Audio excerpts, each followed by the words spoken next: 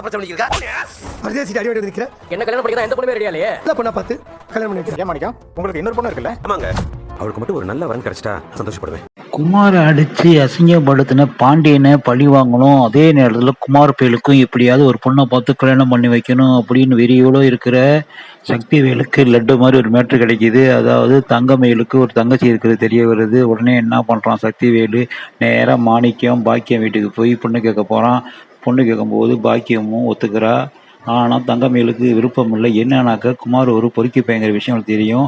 இருந்தாலும் தங்கமயிலையும் மீறி பாக்கியம் வந்து சக்திவேல்கிட்ட சம்மந்தம் பண்ணிடுறா. கல்யாணம் நடக்க போகுது. ஆனால் இந்த வில்லங்கம் பிடிச்ச குமார் பயலுக்கு இந்த கல்யாணத்தில் விருப்பம் இல்லை. அந்த பாண்டியன் மகன் மேலே ஒரு கண் உனக்கு எப்பயும் இருக்குது. இருந்தாலும் சக்திவேலும் பாக்கியமும் பிளான் பண்ணி கல்யாணத்தை முடிச்சிடுறாங்க.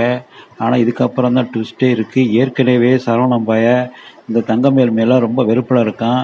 இந்த நிலைமையில் அந்த பொறுக்கி பைய குமார் வந்து நமக்கு சகலையா அப்படிங்கிற ஒரு காண்டாகி தங்கமேல இன்னும் அதிகமாக அந்த சரவணை வெறுக்க போகிறான்.